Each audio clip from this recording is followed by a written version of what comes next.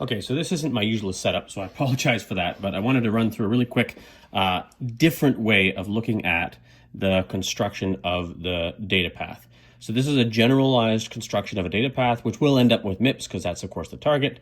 But hopefully, this step-by-step process will be a little bit clearer than the one I posted before. The one I posted before had targeted MIPS from the beginning, and so there's a lot of little bits and pieces like having 31 as the input of a RD and having that RS, RT stuff. All that stuff works eventually, but you have to sort of get there in a different way. And so I wanted to walk through based on the idea of building something general first and then adding the MIPS specifications to it afterwards. So hopefully this makes some sense.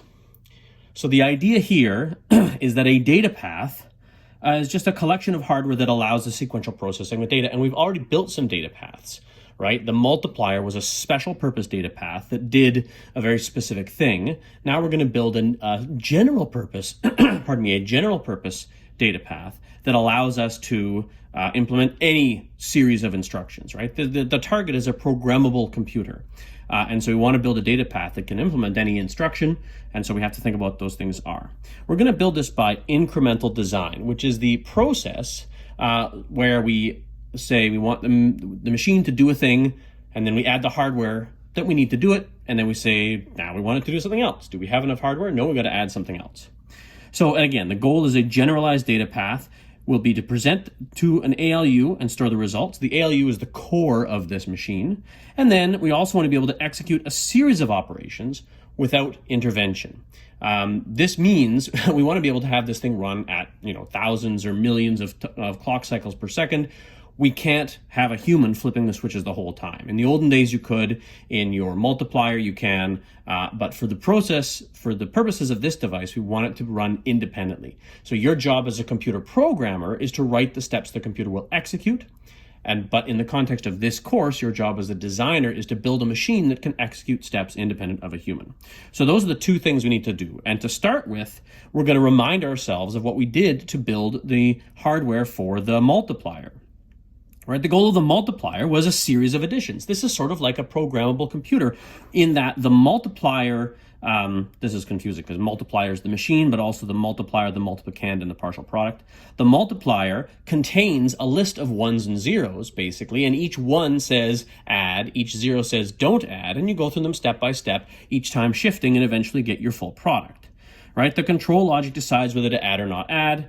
And then the R register, which is here, and the P register, which is your partial product, these are presented to the adder, and then the result is stored back in the partial product. So this is just like our general purpose machine that we're going to build, except now instead of an ALU, we have just an adder. And instead of any registers, we have these special registers and one special sort of route back to the adder.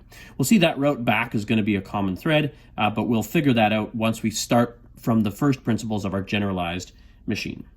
So this multiplier did act as a data path, right? Just like I said, each bit in Q acts as an instruction to the adder. Add or don't add, then don't add. This sequence of bits is like a program, right? It's a step-by-step list of instructions that allows you to calculate over a sequence of clock cycles the full product of two numbers. A general purpose data path is going to be a little bit like that, but different, right? We want a sequence of instructions, but those instructions got to be more than just add or don't add. They got to be add, subtract. They got to be able to load and store information. They got to be able to make decisions, a bunch of stuff. Anything the computer can do needs to be an instruction that can operate on the hardware of the machine we're talking about. So we're going to, again, use a general processing element like the ALU, not just an adder.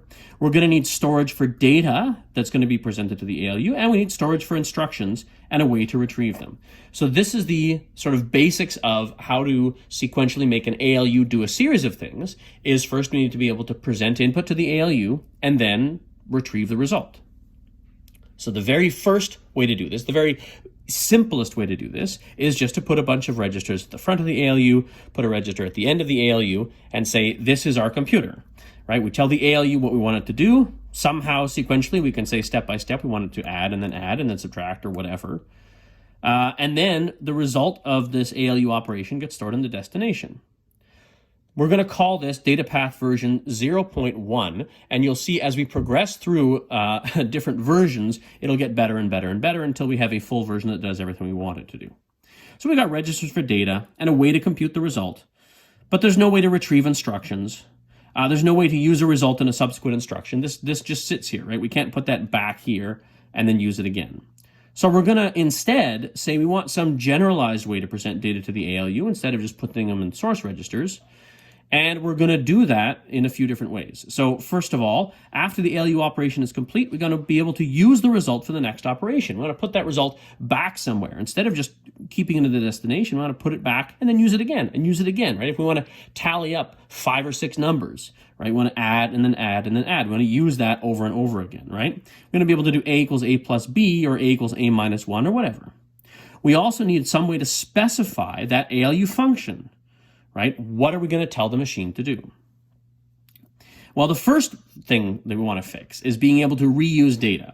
So that means we can't just put it from the ALU into the destination. We have to have that destination be in the same place as the source so that we can put something here and then retrieve it and bring it back again. So instead of just having general registers, we're going to have what we call a register file, which is a collection of registers, any of which can be a source or a destination for the ALU.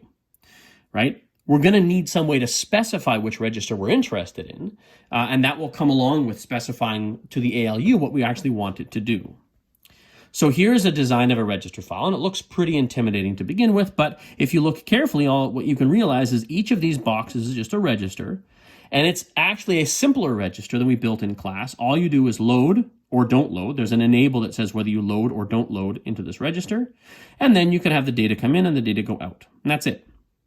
Now you have on the output side, we'll do the output side first, each register is connected to, the data out of each register is connected to one of 2 multiplexers.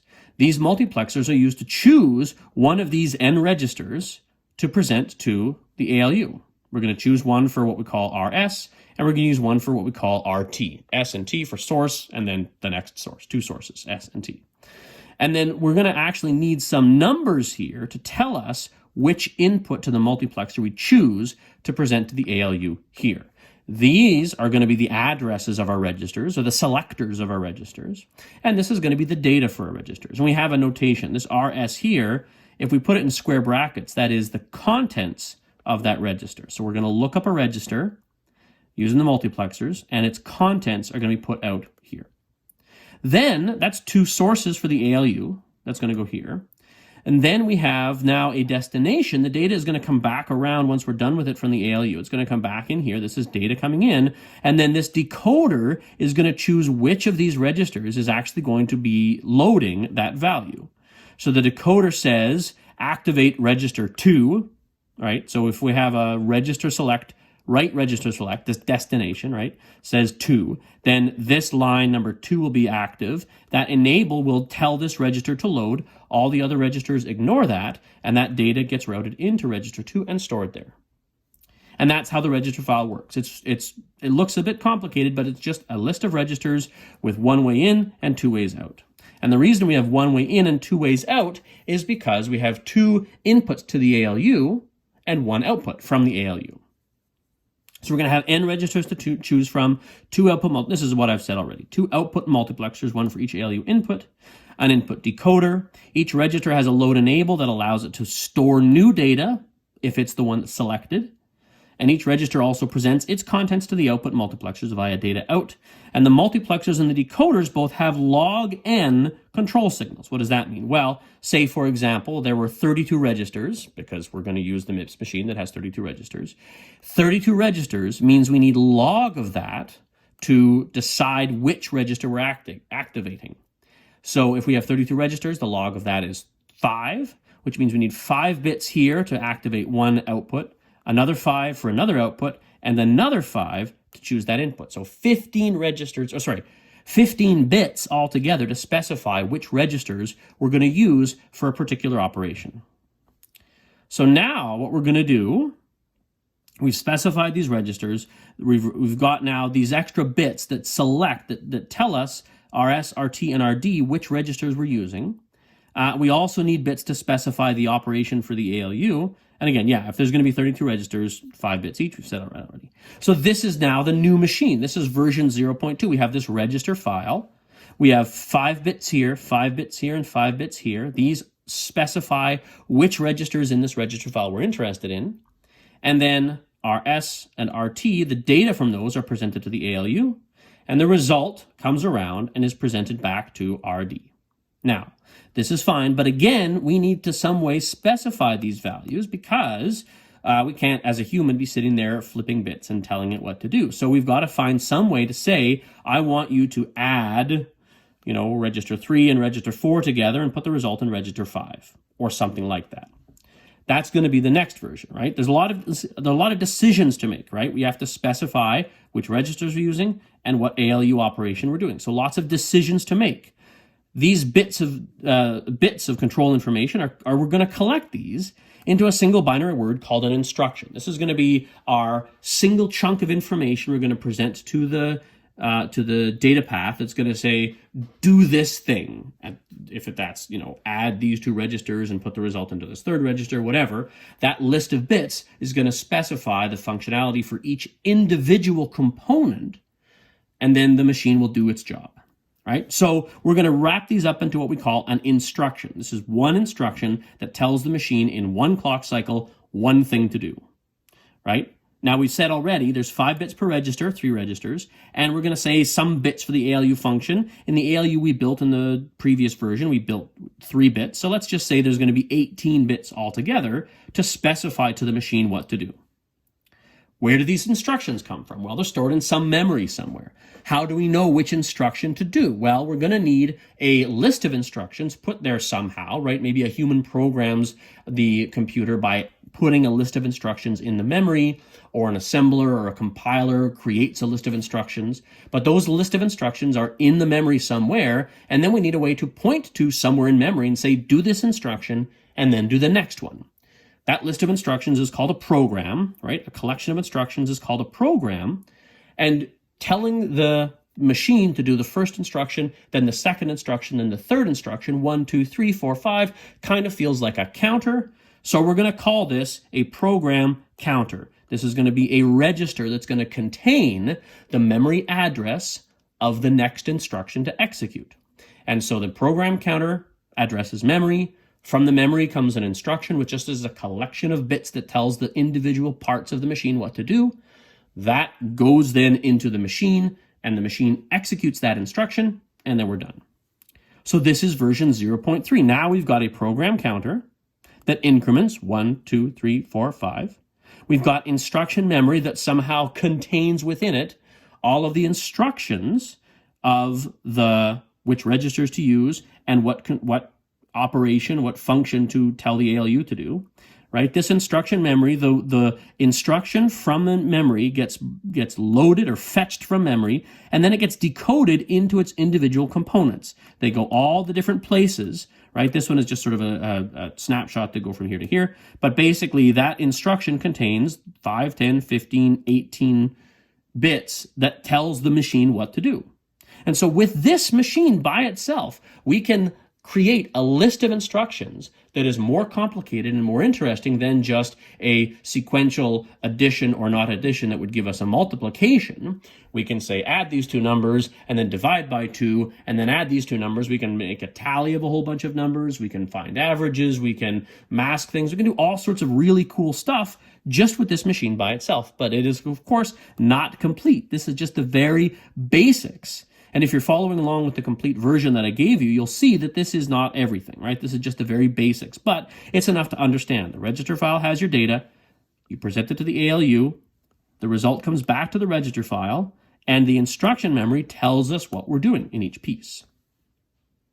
So that's great. Again, we got this fetch execute cycle where we grab information from the instruction memory, and then we put that information to use by activating each individual component of the data path. We fetch it first, and then we execute it. Right? Each cycle, a new instruction is fetched from the instruction memory, separated out into its component pieces. All these individual bits are the specifications for the bits of hardware to tell it what to do, and then the data path executes it. It takes those bits and says, oh, I know what to do. When you tell me to load register 6 to the ALU, I know how to do that. And each individual component does its job based on the control bits that are supplied to it.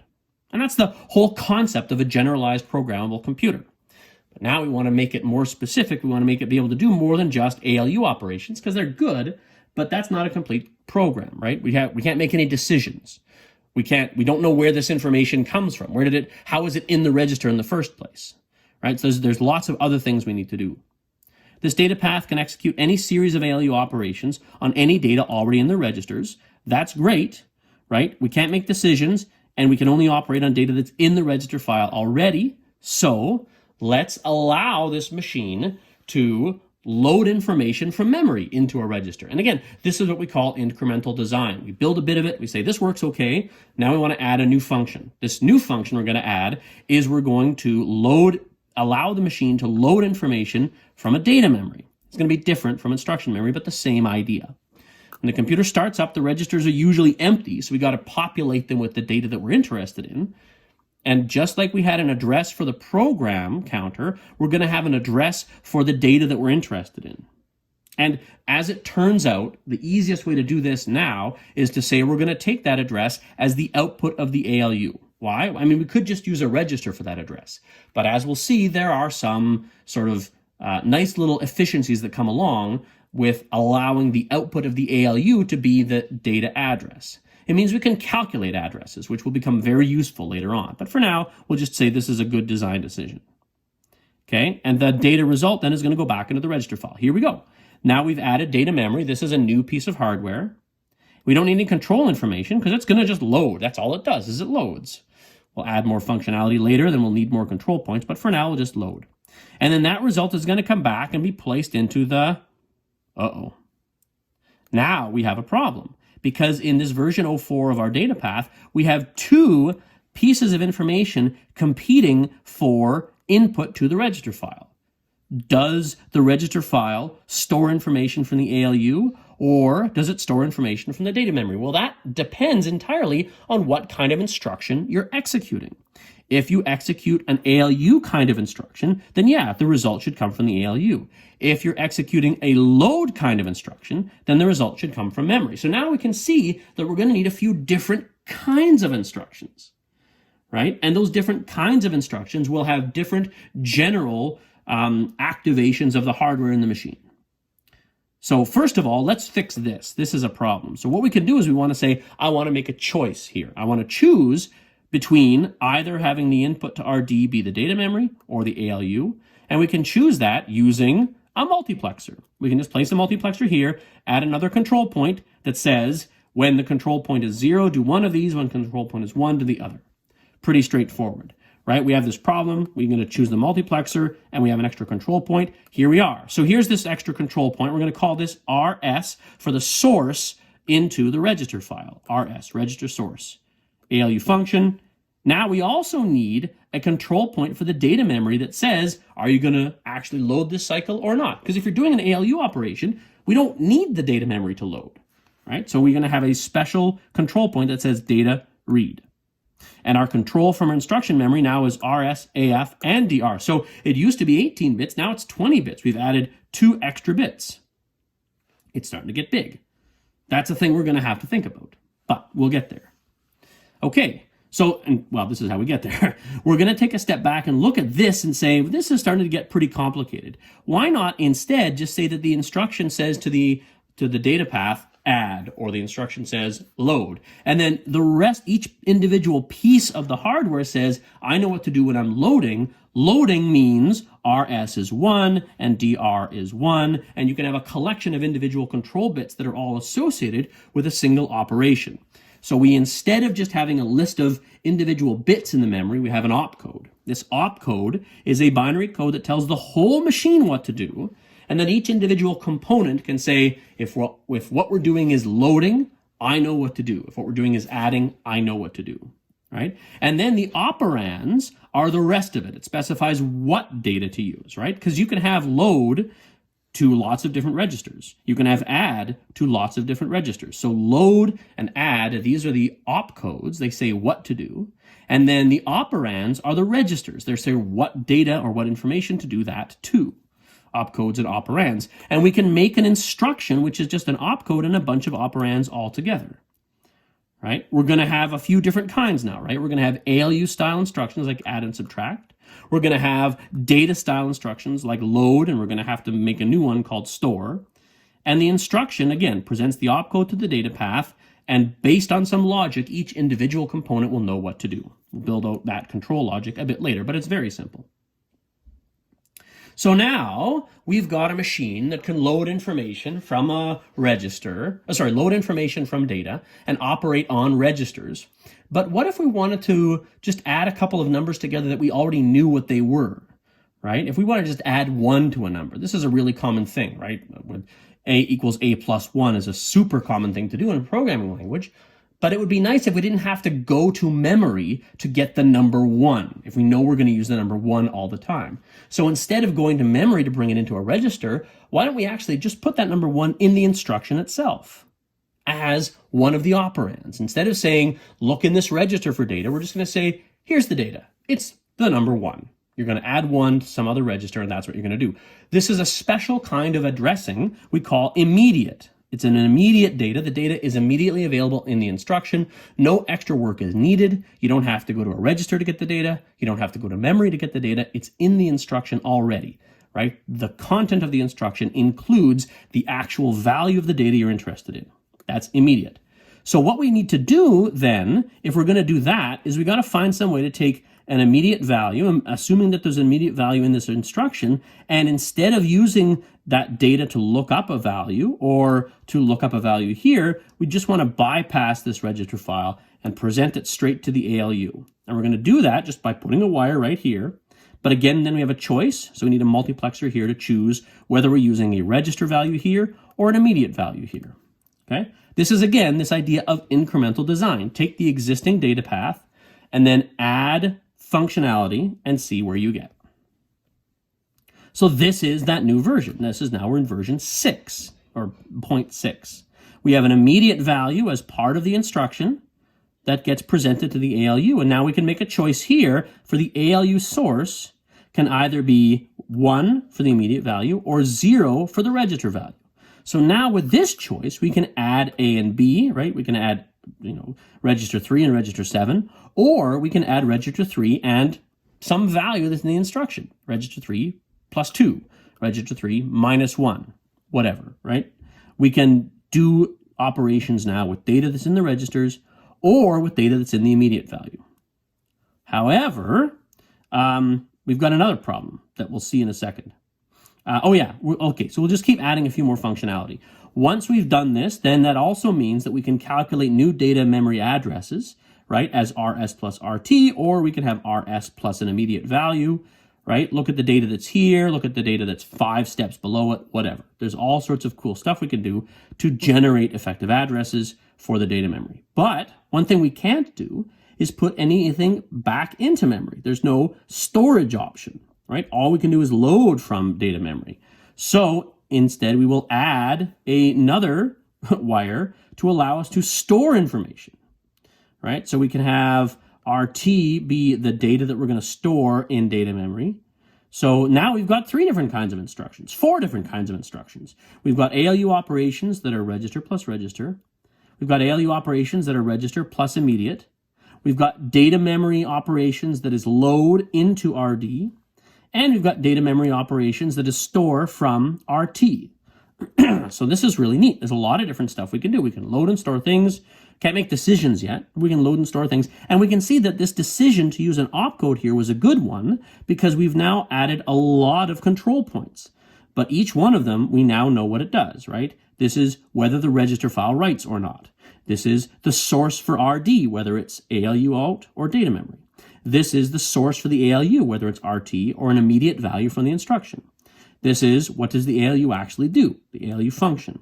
This is the data memory, does it read? This is the data memory, does it write? Each of these is a 1 or a 0, except this one is a few because that'll specify the ALU operation. So this is what this thing can do, right? We can't do any decision making yet, but we've got all of these control points and exactly what they do, right? Just like I said. Now let's add some decision making to this machine.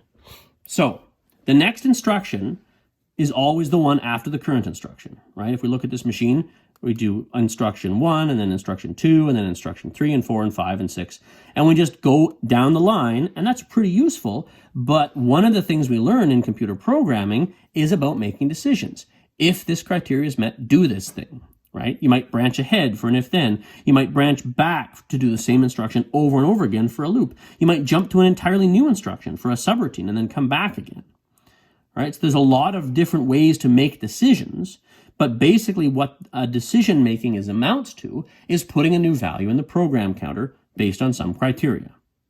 So there's a lot of really interesting logic around that, but we're going to simplify it a little bit just to make it possible to do this without worrying too much about how it does. So we're going to add some basic hardware for decision making and then revisit specifics later. The program counter needs the ability to load from somewhere else besides the program counter plus 1.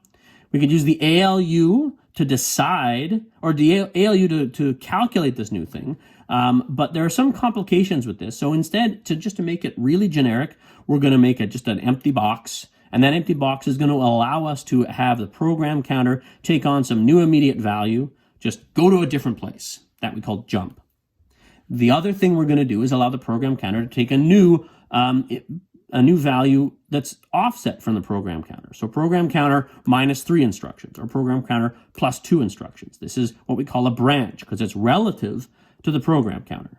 So those are the two options. But again, we're just going to put this in a box. Super easy, right? The program counter now can be program counter plus 1 or program counter plus immediate or just the new immediate value, depending on what we're doing. And we have a set of control signals that tells us what we want that to do. So this is a little bit magic still. We don't know what goes in there. Everything else we can build ourselves, but we don't really know what goes in there yet, but that's okay. It really isn't that complicated. And we don't really know how the branching is going to go until we say that we're using MIPS and exactly what MIPS does with branching. So we'll leave that bit of complexity as undecided for now, and that's okay. So this is version 0.8. It can make decisions, it can do ALU operations with registers and immediates, and it can load and store data.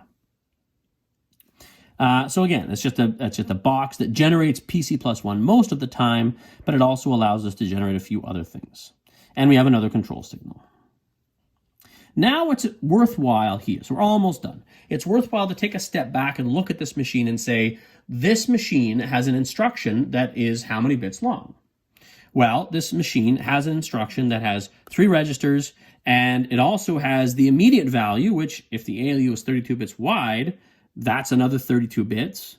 And it has a new address to the program counter, which might be another 32 bits, although that could be the same field.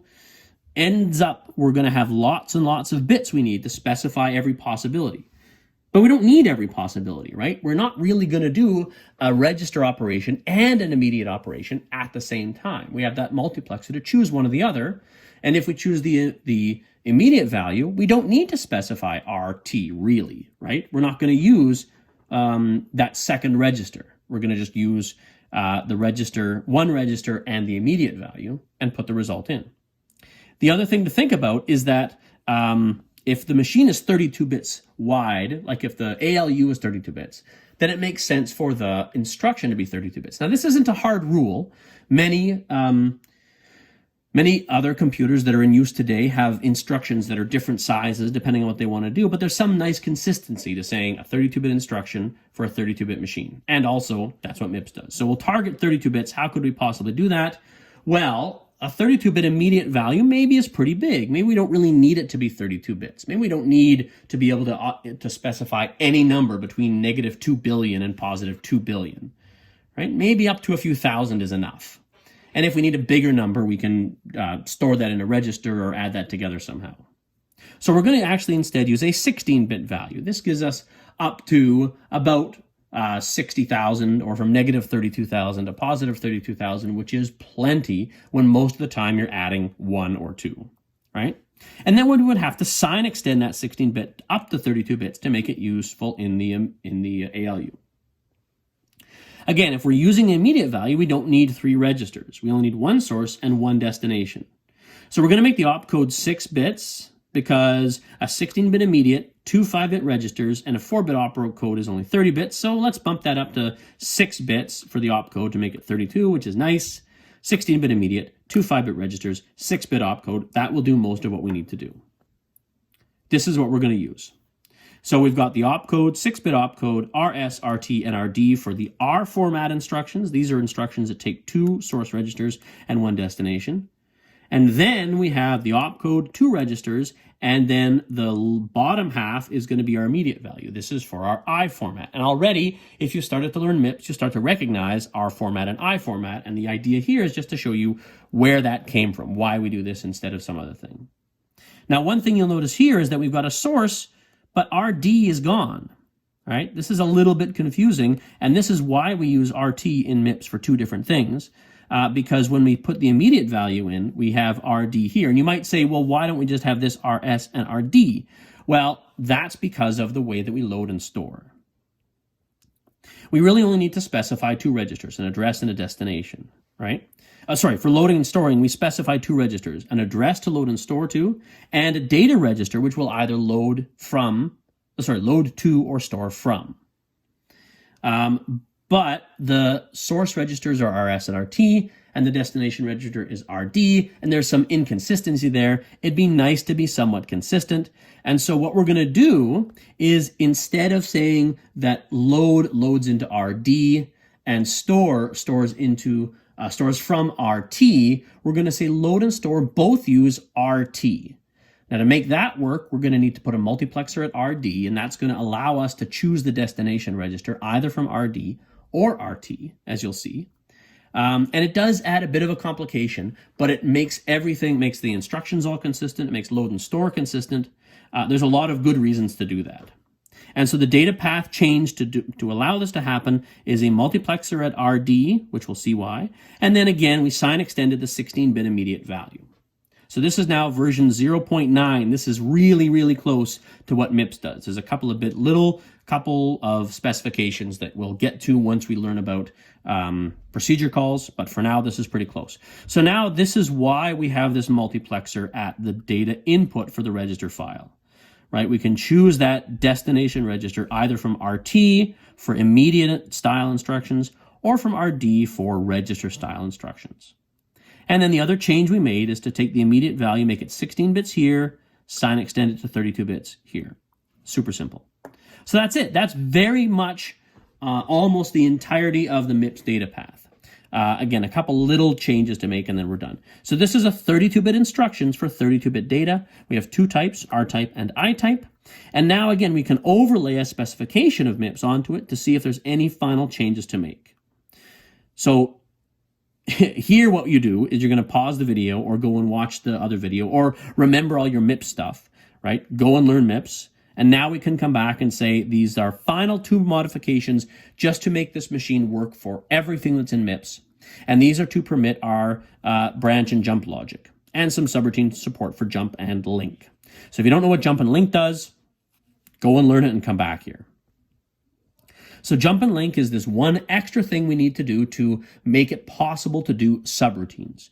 When you execute jump and link, you're storing the current value of the program counter in register 31, which is reserved for this purpose. Register 31 is the return address register. Right? Do I put it on here somewhere? Return address register, register 31. And we store the program counter there so that when we come back from the subroutine, we can come back to where we started. If we don't keep our current contents of our program counter and we jump to a subroutine, we can't get back again because we've erased our program counter. So instead, we store it in what we call the return address, and we need special hardware to do that. We could, use the program counter as just a general register and just store its value as you would store any other register value. In fact, that's what ARM does, but MIPS does it a bit differently. MIPS adds a couple of things. It adds a final extra option for the destination register of a storage event, which is the number 31. So we can store a value into 31. That's how we store the program counter in the register file. We can store it in register 31, and we can bring the program counter value through this multiplexer, which is also extended, to allow us to store the program counter in register 31. So this is, again, an example of incremental design, a small change you have to make to allow it to do a particular operation. The operation we want to do is to be able to store the program counter +4 in register 31. To do that, we need to specify program counter plus 4, we need to specify 31, and we have to specify them in the data path because the jump instruction for MIPS takes up all the other bits, right? It's the pseudo-direct instruction, and it has the opcode plus all the other bits are the pseudo-direct address, which again, go and learn it if you haven't figured that out yet. But that means there's no room for any other control information, and all the other control information has to be present in the machine itself. When the instruction is JAL, that activates register destination is 2, register source is 2, and number 31 is activated, PC plus 4 is stored there, and that's how we store the return address. That's the last little specification that's confusing. Also, we have to present the jump target address up here so we can actually do the pseudo-direct addressing. But again, once you've learned pseudo-direct addressing, all of that seems to make sense. So this is now the final machine that you will use to actually figure out what data paths are active whenever you execute a particular instruction. And yeah, this is just a reminder about PC plus 4. So this is it. This is the Datapath version 1.0. There's a couple of differences here. In one version of this Datapath, we have RS here as a source for the next address, and we use the flags from the ALU to make decisions. In a different version, we have RS and RT both presented here, and you make the decision inside next address. Both will work fine, and we'll talk about how those all work later on. But these two versions, 0.9 and 0.10, just with this one small change, are what we're going to use and what we're going to walk through to really understand exactly how MIPS works. The last thing I'll say, and again, this is half an hour video now, the last thing I'll say is that this computer now can do anything, right? This is a fully functional computer. This is the complete specification for a fully operational computer that's inside, some video game consoles. And it's inside some routers, and it's inside some digital cameras. All of the detailed functionality is all done with programming. This is all you need to make a complete, fully functional computer, which is super exciting. And for the rest of the class, we're going to learn, how to write code for this machine to prove to ourselves that it really can do anything. The other thing that we'll use this machine for is in some of our exercises and our final exam, I'm going to give you this machine. You will have studied it for months, so you really understand this machine. And I will say, make it do something new. Add some functionality to it, right? So right now it can do everything, but it might be better if it could do something a little bit better. So maybe it can't do floating point numbers, and we'll add floating point numbers to it, right? Maybe the ALU can't do shift, and we want to find some way to allow it to do shift. Stuff like that. And that would be the question, is I would give you a new thing to make it do, and then your job would be to modify this data path to allow it to do the new thing. And this video, this incremental process saying, I want to do this new thing, here's how to do it, this should give you some idea of the process to follow when I ask you to implement new functionality on an existing data path. So that's the complete walkthrough from start to finish of the complete construction of this data path. For the rest of the course, we're going to be learning how this data path works, learning the assembly language that uses it, and how we can write code with it.